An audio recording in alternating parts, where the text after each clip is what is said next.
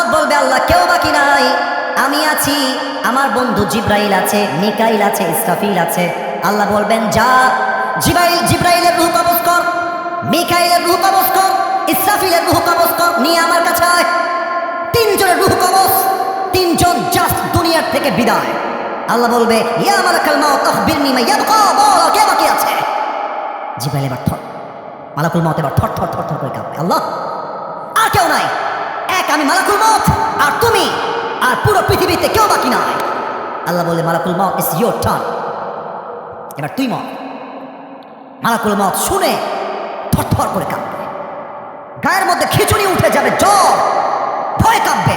আল্লাহ বলবে মুত ফাইন্নাকা খালকুম মিন খালকিল্লাহি তাআলা আযজা ওয়া জাল্লা, মরে যা। কুল্লু নাফসিন যায়কাতুল মাউত, everyone has to take the test of death. প্রত্যেকটা রূহকে, প্রত্যেকটা আত্মাকে, প্রত্যেকটা প্রাণীকে মৃত্যুর স্বাদ গ্রহণ করতে হবে। এই মালাকুল মউত মরে যা। আল্লাহ বলবেন মর, মালাকুল মউত জায়গায় শেষ। পুরো পৃথিবীটা ফাঁকা, মানুষ নাই, জন নাই, ফেরেশতা নাই, প্রাণী নাই, পক্ষী নাই, জীব নাই, পশু নাই, কেউ নাই। এবার আল্লাহ ডাক দিয়ে বলবেন লিমানিল মুলকুল ইয়াউম, who belongs the kingdom today. আজ এই পুরো পৃথিবীর রাজত্ব কার? জবাব দেওয়ার মতো কেউ থাকবে না। আল্লাহ নিজেই বলবেন লিমানিল মুলকুল ইয়াউম লিল্লাহিল ওয়াহিদিল কাহ্হার। আজকের দিনের রাজত্ব মহারাগে রাগান্বিত একমাত্র এক সত্তা, নওগাঁবাসী বলেন সবাই তিনি কে? এবার আসেন তারপরের আয়াত। মনোযোগ আছে না গেছে? আছে আছে। আচ্ছা একটা কাশি দিয়ে তাকবীর দেওয়া যাক, দেখা যাক আপনারা কি বেঁচে আছেন না মরে গেছেন। লিল্লাহি তাকবীর।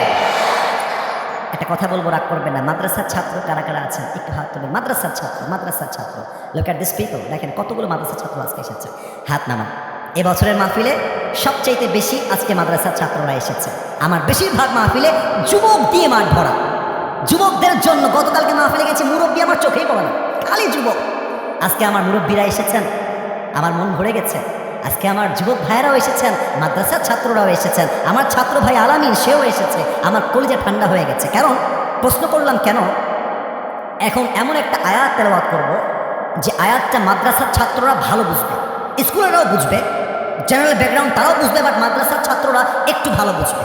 মনে করেন আপনাদের সাপাহারে গোরস্থান কোন দিকে একটু বলা যাবে? বেয়াদবি নেবেন না, কোন দিকে আছে? পাশেই আছে।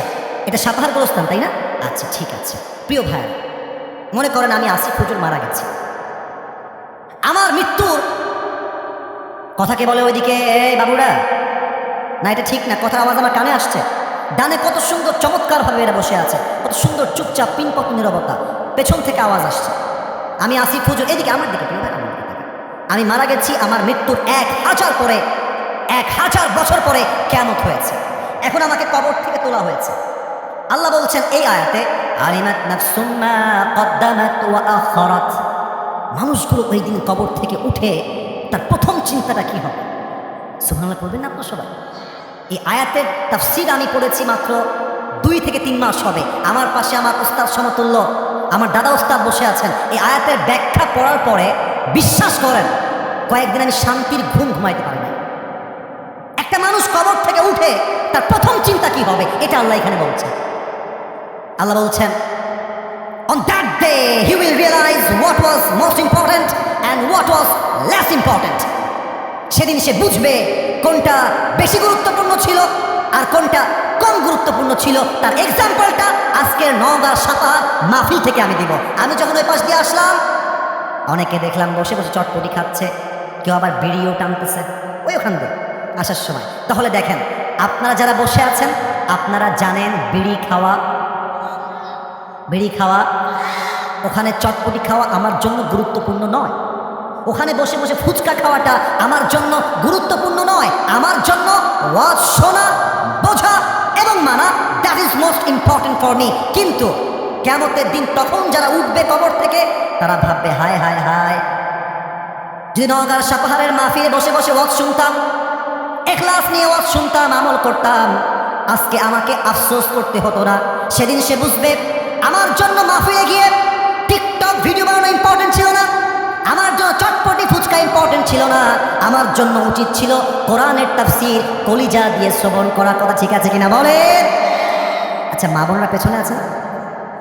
সামনে বাম দিকে আছে। কেন জিজ্ঞেস করলাম, ওই পাতে আসার সময় অনেক মায়েরা বোনরা দেখলাম চিৎকার করে উঠছে, মানে একটু পছন্দ করে বা ভালোবাসা সম্মান, তো ভাবলাম যে এখানে আছে মনে হয়।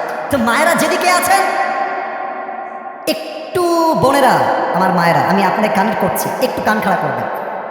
আর তোমরা রাগ করবে না, কথা একদম রাগ করো না, আমি যা বলবো বাস্তব বলবো।